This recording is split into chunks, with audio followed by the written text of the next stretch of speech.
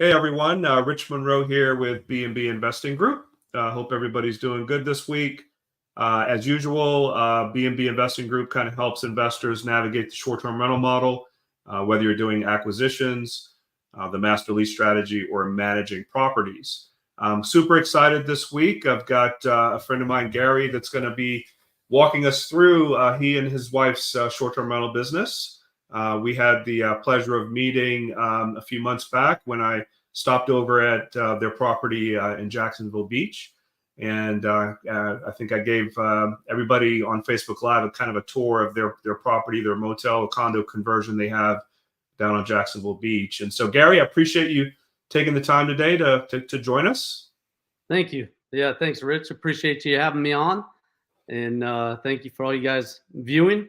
Hopefully we can offer you some helpful insights today.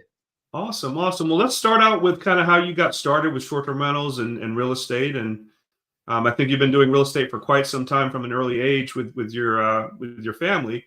So interested to kind of hear how you got started. Sure. Yeah. So, from the time I could remember, my dad was in real estate, but actually had his brokerage by the time I came of an age that I could actually remember my childhood. But I was always in an office, whether it was sending faxes, going to meet clients, looking at houses. So I was introduced at a very young age. Kind of had that background with all the lingo and the real estate information, not realizing it at the time as a kid, but obviously coming in beneficial later in life. From there, I kind of fell into construction at a younger age as well and fell in love with it.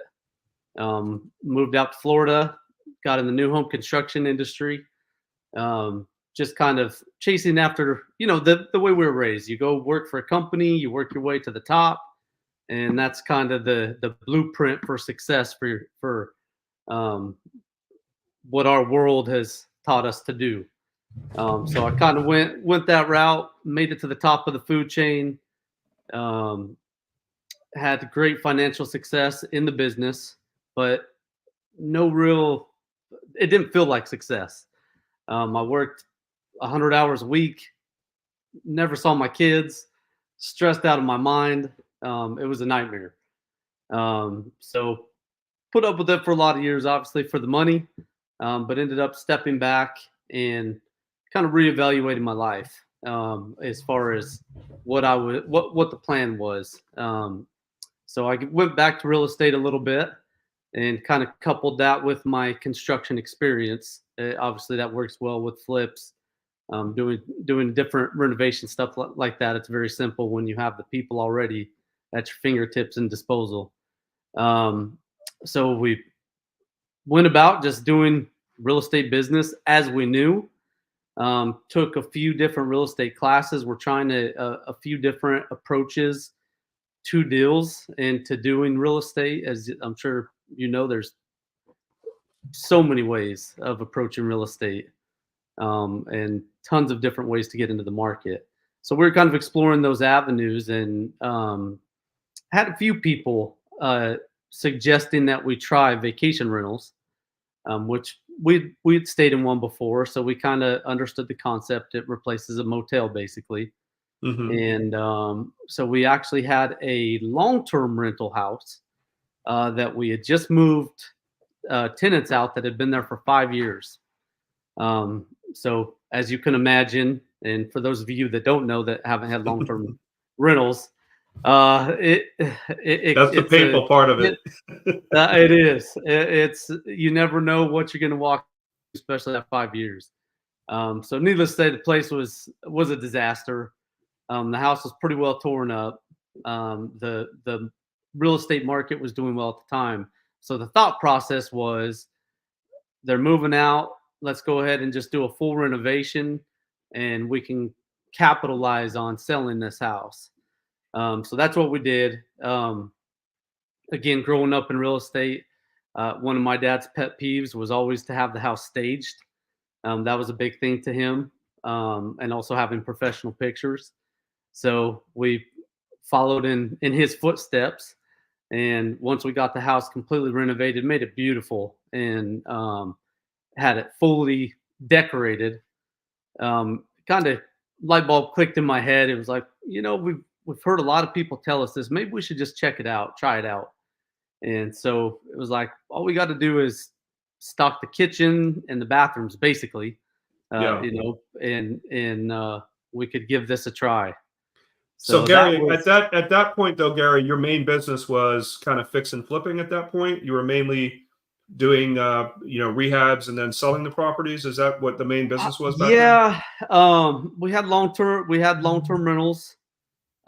We were dabbling in some new approaches of owner financing, buying some places on terms. So we're dabbling just in some new approaches to obtaining real estate, with kind of no game plan, to be honest with you. We were just kind of going into it head first, leaving a industry that I'd been in for almost 20 years, or over 20 years, I guess, at that point, and going completely into real estate, which I was familiar with, I was comfortable with, but hadn't really done much beyond the buy and sell. So I hadn't dabbled in anything different than purchasing, holding for a couple of years, fixing it up, and reselling. So at that point, we had a few different deals going on. This just happened to be a rental that the lease came up. So I went ahead, stocked the kitchen, stocked the bathrooms. I had just put the house on MLS for showings, and thought, well, maybe we'll get a couple stays in between. I'll get to test it, but at the same time, we'll show the house. It's staged anyway. And within 24 hours, and this was a house in Jacksonville, a single family house in a community, nothing special about it. And within 24 hours, I had the whole next month booked. Nice. And yeah, so it went from a rental. We were getting about $1,400 a month at that time, and I think that first month it was gross was about 6,500. Nice. And so immediately it had my attention, and Right. again, every day wasn't booked, but for the most part it was booked up. And I had realtors blowing up my phone. They wanted to show the house, and I kind of put myself in a bad situation. I wouldn't advise anybody do it that way. It wasn't a good way to approach it.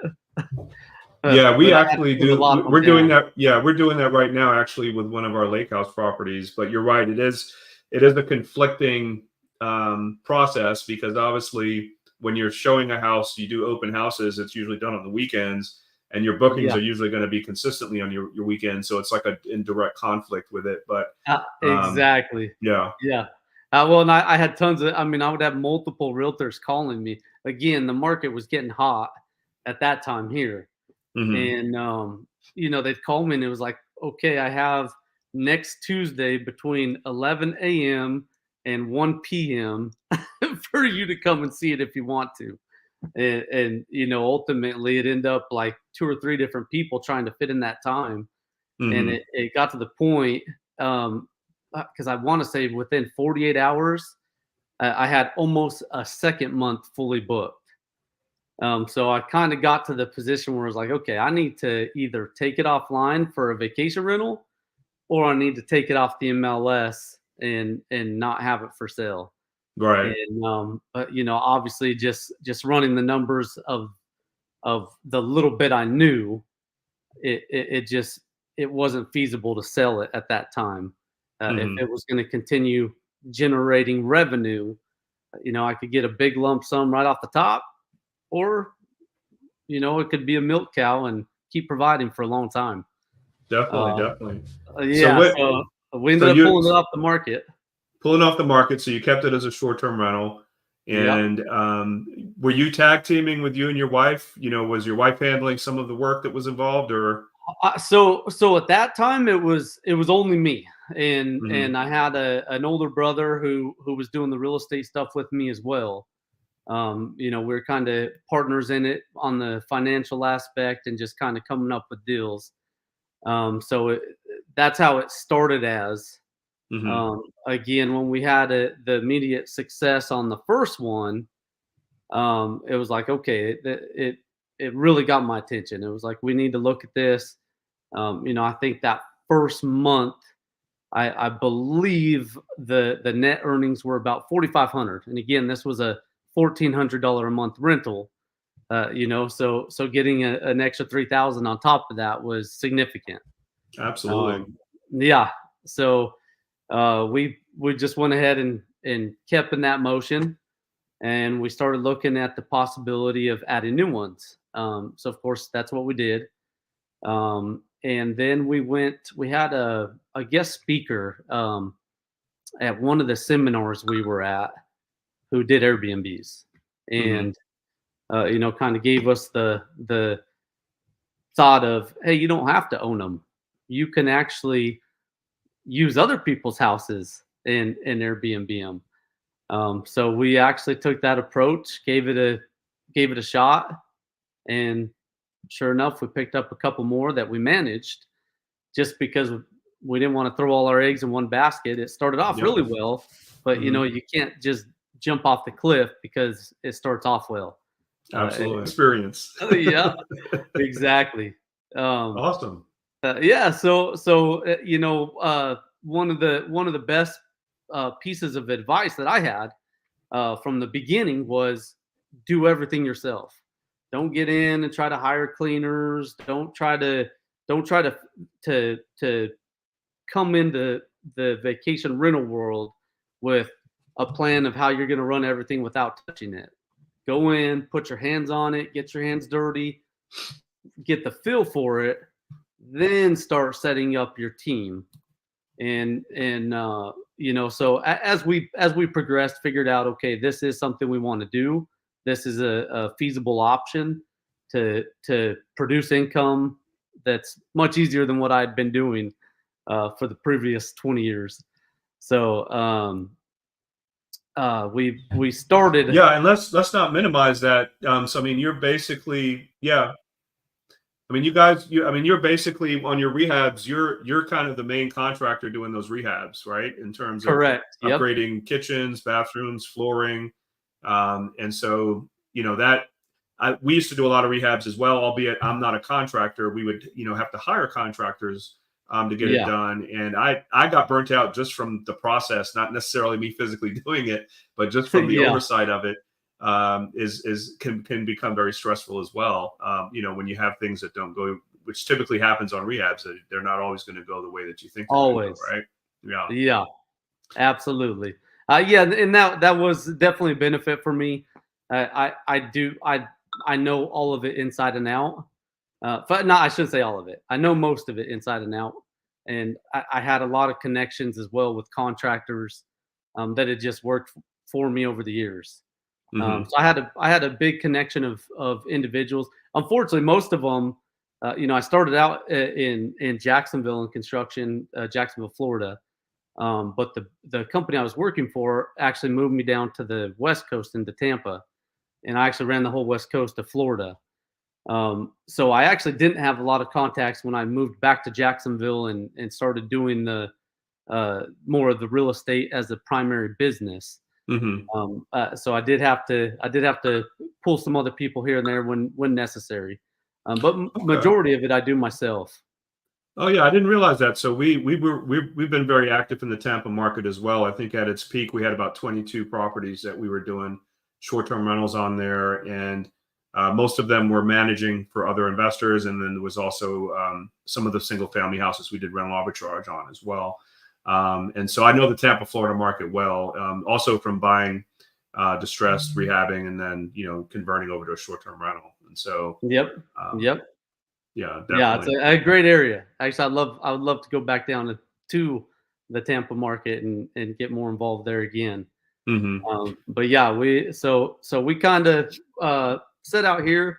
The beach condos you went to, again, it was kind of a happenstance. It was realtor friend of mine who knew somebody there that needed a complete rehab on their place, which I hadn't really done one for anyone else. Typically, that's stuff I do for myself, just because I don't want the headache of working for somebody else. Mm-hmm. That was kind of what I was trying to get away from. But real nice lady, talked to her up front, said, "Hey, listen, let's work a deal. How about I'll do the rehab for you, but you let me Airbnb it after the fact." She's not she comes and goes, so she's not here all the time, Mm-hmm. and that's kind of what got us into the condo buildings over there. Yeah, and I'm gonna put the link to the Facebook Live tour that I did of your property there. I mean, you guys did an awesome job on the rehab.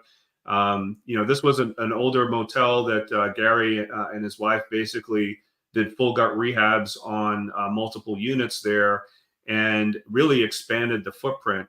Cutting holes in the floor. There's 2 levels, putting in a spiral staircase to make it a bigger floor plan. And just so folks can tie the 2 together, I'll put the link below on the tour that we did over there.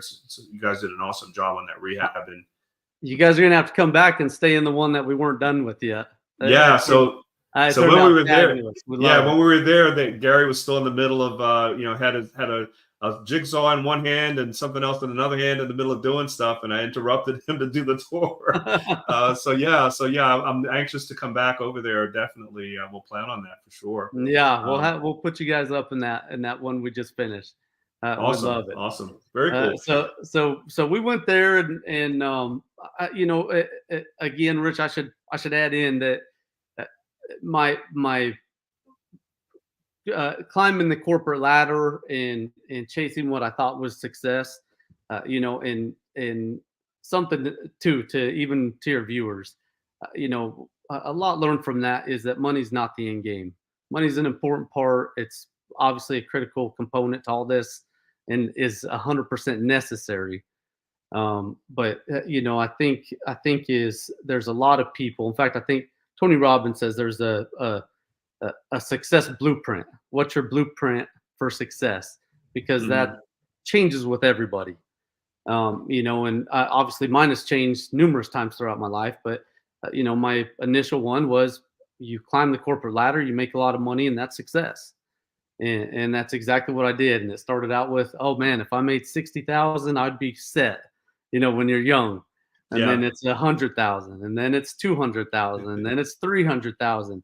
And you learn every mile marker you claim, it doesn't always feel like success. And I got to the point, I was making incredible money, but I had no happiness. So when I set out on the real estate endeavor and ultimately fell into the Airbnb aspect of it, I was seeking time. I was trying to get back time I lost with my kids, time I lost with my wife, and time I lost of myself, really. And trying to figure out how can I balance this and have freedom of time. So financial gain wasn't necessarily my motive. It was more time, which is why I ultimately pursued the vacation rental side of it, because I've learned early on. We trained our cleaners have been with us the entire time. We trained them. We had checklists. We showed them everything we expected, and thank God we got a great group of girls. Brazilian, they're hard workers, they're loving, they're kind, they're trustworthy. So we're very fortunate in that, and they do exactly what we asked of them. So we learned that we could run a vacation rental business, and it's minimal time. Minimal time. Yeah. Literally, probably. We could do everything we do probably 4 hours a week. And we set it up that way from the beginning to have the freedom of time. We started traveling, doing a ton of family road trips. We put our kids into homeschool so we could come and go as we wanted to. Nice. Which turned out being perfect because then COVID happened and everybody had to be homeschooled anyway. Right. And we were already set up with it. Yeah. How many properties do you have under management in the portfolio? So we have 11 right now. Mhm. We had 15, but some of the single family houses we turned back to long term rentals. Sure. Um, One was sold. Yeah, the three are long term rentals, and I'm sorry, two are long term rentals. One I'm living in, which is the first one I started with. That's where I am right now. Cool. So when we came back to Jacksonville from Colorado, we started turning this into our. It was a vacation rental when we were gone, and it was home when we'd come back. Got it. Um, yeah, so and we went out to Colorado. We got a home there that we also rent out, and that's when we decided to build the teepee. Yeah, So and I know everyone's anxious to hear about the teepee. Obviously with Airbnb's platform post COVID, they kind of changed everything to be more focused on categories and kind of different niches. So curious to see from a timing perspective, when did you guys start with the teepee tent rental? yeah, so we headed out to Colorado in 2020. Um, that we were kind of prospecting at that point. I felt it would be a good option there in Southwest Colorado, where I'm from. The national park there is Mesa Verde, so Hmm. it's Native American cliff dwellings, which doesn't get as much foot traffic as a Yellowstone or anything like that. But there's a lot of people that still come to see it every year. I want to say it's like 300 to 400,000 that come into the small town where I was raised to see Mesa Nice. Verde National Park. Hmm. So initially going into it, it was like, hey, a teepee would be the perfect theme for people coming to see the cliff dwellings, and then of course the surrounding area. There's a lot of uh, BLM land, the Bureau of Land Management, that has tons of Native American uh, dwellings all over the place. So Cool. it was like, hey, that's a perfect idea. Let's put up a teepee, and that's Awesome. yeah, that's the pictures you see there. Yeah. So it is a real true teepee. The poles, everything. We did pour a concrete slab to put it on because we do get high winds out there at times. So we wanted to make sure it was the pine poles were properly secured to the concrete, so the whole thing wasn't Hmm. blowing down. But yeah, we built it out. It's actually bigger than our beach condos. You stayed in one of our beach condos. Yeah. Those those range from about 300 square foot to 600 square foot. This is a 750 square foot teepee, of course, with the 32-foot tall ceiling. And it was a big undertaking. It was really fun. We basically did everything twice because to my knowledge, it's never been done. Yeah. Um, in this form anyway. I've seen a lot of teepees they built out of wood and stuff like that, um, that look like a teepee, but ultimately it's wood construction. So I hadn't seen any actual teepees made of canvas that were retrofitted to mimic a super nice apartment. Very And cool. And so it's got two beds in there? yes, so that Okay. there's a king size bed, and then there's a queen futon that's Got in it. there as well. So It's got so you Go ahead. poured a concrete slab. The concrete slab is on the entire bottom of the tent, correct? Correct. So that there's a full circle underneath the teepee, and then Hmm. a half circle for the front porch. Got it. And what about electrical, plumbing? Has it all. Yeah, it's Has it got its all? own Really? septic Okay. tank. Yeah, has its own septic tank. There you see the TV. You see the outlet right below it. It's got working lights. Um, uh, uh, an electronic smart uh, uh, coded door lock that's got Wi-Fi, refrigerator, oven, coffee maker, full kitchen. So Wow. Okay. So it's Yeah. like a cathedral ceiling inside there. That's awesome. It Exactly. Yeah. It looks a Yeah. lot bigger on the inside than it does from the outside. Correct. Yeah. Yeah. Yeah. When you get inside, it actually feels really spacious. Mhm. So again, the ceiling, the middle of the top of the teepee is 32 foot tall. Um, so you can imagine it was quite the undertaking. Just getting everything in there. You see the toilet, the bathroom, full vanity, a full shower. So we get a lot of people. In fact, we we laughed at quite a few times. There were husbands that planned the trip and told their wives they were going to be staying in a teepee, and they freaked out, because there are a lot of teepees out there that people can rent, but Yeah. a teepee. So the original American Indian teepees, the bottom canvas was about 9 to 10 inches lifted up off the ground, so the whole bottom is open. Mhm. There's smoke flaps on the top, which open up the whole ceiling of the teepee, so you can have a fire pit in the middle of the teepee. And so Mm. that's typically what you see. You'll see teepees out there on Airbnb. They have a cot inside of them. The bottom's open. The top can be open, and that sometimes they have a fire pit right in the middle of it. So Mhm. it's camping in a sense, or glamping in a sense, but Yeah. not quite like how we did it. So No, yeah, a lot of I would definitely call yours a luxury teepee, right? yeah, absolutely it is. Yeah. Yeah, in fact, tons of our reviews, people come in and they're like, "This is nicer than my apartment. I could live here." But you get a lot of there are several husbands we talked to that had tricked their wives that they got a teepee, and they get there like expecting they're going to be roughing it, and Yeah. they walk in and they're just amazed. Oh, Um, very cool. That's yeah, awesome.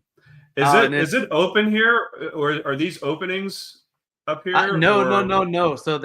So again, this is that re-engineering. Yeah.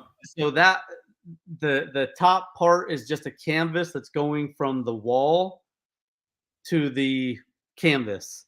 What it's Okay. doing is keeping the heat in during the winter time. Got it. So as you can imagine, it's a canvas exterior. Over there on the corner of the bed, you can see there's a little pellet stove over there. Yeah.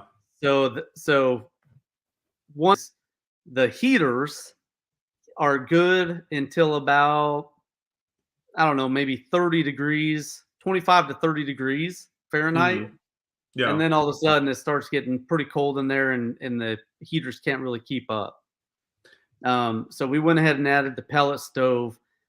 So again, we only open it for 5 to 6 months out of the year, Mhm. because it is a canvas exterior. It is in Colorado. It does get cold. It does snow. Um, but the pellet stove keeps it between the pellet stove. That's a split unit right there. So that's an AC Got it. Yeah. and a heater there. Right. And then on the far side, the black portion on the other side of the bed Over is here. is the pellet Yeah. stove. Yep. Got it. So yeah, Okay. again, that was kind of a learning as we went. We put people in there, and they complained that it was too cold with the heater going at night. So we dropped everything, had a pellet stove in there the next day, and had it going. That's the view out there of the mountain. But yeah, it Very was a cool. cool learning experience. Yeah. So Awesome. that's your view Awesome. from the fire pit. That's great. What's the nightly rate on this, Gary? So we go, and depending on the time of year, it ranges from 150 to 250 a night. We Mhm. could probably get more out of it if we wanted to, but again, it's one thing we've learned in this business is if you start getting too greedy, it backfires. Yeah. And we did, we've been there ourselves. We'll go somewhere we want to rent. It looks like a cool place to go, but the price is insane, and so Mhm. ultimately we don't go. just because it doesn't make sense to pay that much to stay at a place. So when we went into this, our goal was to create something that was worth $400 a night, but not to charge $400 a night. Nice. That's what gives. We had 5 stars for the first 2 years, nothing but 5 stars, and we've Hmm. had a lot of rentals. We've never had that, and That's awesome. yeah, and by year 3 we start. Of course, you get people. It gets more traction, so you get more types of individuals. But Yeah, you're being kind. You get the picky, uptight people that are. yeah, yeah. Well, unfortunately, there's a lot of people out there that think they know a lot and think that people want to hear what they know, and Yeah, it's unfortunate. But you just, it's part of customer service, for and that's sure, for sure. that's a part of the real estate business. Whether you're flipping, whether you're doing Airbnb, there's no emotion in it. You don't get Absolutely. too connected to something. I mean, I love that teepee, but if somebody comes in and tells me it's the worst place they've ever been, I just say I'm sorry you feel that way. We hope you have a better experience at your next place. Yeah, It's natural to want to fight those kind of things and feel offended, like it's yeah, personal, but it's not. None of it's personal. for sure. So let's cover real quick. And guys that are watching, if you have any questions, please throw them in the comments below. We'll see if we can get to those before we finish up. But so, did you have to get this permitted? Oh yeah, yeah. So we had to have a septic tank. So again, this is rural Colorado, but we had to hire a septic engineer to draw up the plans and be approved by the county. We had to get the electrical meter set up out there for a new one. So actually, on that piece of property there, it's about 7 acres, Hmm. and we ran enough power and water to put about five different teepees. So we'll probably do that eventually. Again, when we started this, like I told you, it was about time. It was about family. Yeah. So my daughters are teenagers now. That's why we left Colorado to come back to Jacksonville, to the city. They have friends here, and we wanted them to have that social environment that they have with their sports and church and school. Yeah. Um, so we kind of built that one, put it on hold. We actually gave that one to my mom, believe it or not. Oh, So nice. yeah, we made our money back within 2 years, Hmm. and again ran the infrastructure to put more up later. And So, how far is that from the? Is it? I'm assuming Denver would be the closest airport. close. So they have a new airport now that's Montrose. That's a major one. Hmm. That's probably the closest there, or Albuquerque, New Mexico. Got it. So the Montrose one is new. They fly Southwest there. It's a three or 3.5 hour drive through the mountains. Beautiful, gorgeous area. Looks like Actually, it. you drive through Telluride. So Nice. I grew up skiing in Telluride with my school. Right. That was like one of the school things you sign up for. So So long term, you're going to be adding more TPs later on, essentially. yeah. So actually, when we saw you, we were trying to bring them to the East Coast. Yeah. We were Yeah. going to try to buy some land up there in Georgia. We had been looking in the Blue Ridge Mountains, Tennessee, North Carolina, all that area. There's already a lot of foot traffic there, and the feedback we got from people, we just wanted to put more out there. The biggest Definitely. complaint Definitely. the biggest complaint we had was that we didn't have more out there. People wanted to come with multiple families, Right. and we weren't set up for that yet. So what's the all in cost on constructing one of these and getting it set up? So that one in particular, it was we capped out at about 68,000, and Wow.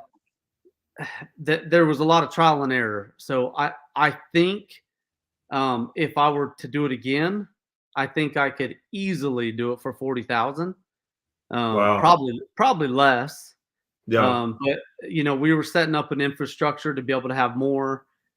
This is way off the main road, so we had 600 and some feet of electrical line that we had to run, 600 feet of water line we had to run, new meters for both, new septic. So that there was a lot of infrastructure set up to Hmm. plan for the future that was in that, as well Yeah. as stuff that we did once, and then there was additional cost to redo it when we found out it didn't work. We had to re-engineer the whole thing to keep water out. Essentially, you're trying to make it like just like an indoor apartment, just like a room that you live in your house. We wanted to bring that same comfort to people where they feel like they're camping, but they But not have, really. yeah, but it's super luxurious. Like you feel like you're out in the woods, kind of, that makes Hmm. you feel a little bit stronger about yourself. But then you step in and you got the hot water and the amazing shower with all the spray nozzles and steam and everything you could want in there. So that's super luxurious and comfortable, but it feels rustic. So Yeah, no, most definitely. And for those of you that are watching, and the next time you visit that area, I know I will plan on staying there. Um, I'll put the Airbnb listing link out there as well. This is just a fabulous job you guys have done on this, and um, thank you. I'll definitely plan on staying there when I come out in that area. And like I said, if I'll put the listing link below in the comments, so it's kind of tied to this Facebook Live we've done, and definitely look forward to chatting with you about other opportunities, because we're also looking for land, and we have a lot of our BNB Investing members that are part of our program. We actually have one of them that's actually doing some cabins up in the North Georgia and Alabama mountains up there. So we'd love to kind of talk about some potential projects together, because Yeah, it's definitely, absolutely. yeah, That teepee, that's kind of definitely. stuff I So like. mhm. Sorry, you No, cut out definitely, on me definitely, there. definitely. But Yeah, I just think we're spraying about is that. something super unique. Yeah, no, I love it. Yeah, I think we're about to have a little storm, so it's affecting my Wi-Fi. So that's why. Ah, But yeah, so Gary, listen, I really appreciate you taking the time. This has been super informative for everybody. I'll, like I said, I'll put your link in the comments below. Hopefully, folks will come and stay there if it's available, because it looks like it stays pretty booked. Um, and yeah, I look forward to coming down and hanging out with you guys when we come back to Jacksonville as well. So I really appreciate you taking the time today. absolutely. Appreciate you having me, Rich. Thank you. All right, awesome. And thanks everybody for jumping on. If you're ready to kind of get started and build a scalable short-term rental business, feel free to reach out to me directly and learn more about the BNB investing program, see if it'll be a good fit for you or not. And until then, we'll see everybody next week. Thanks everybody for checking us out. Take care.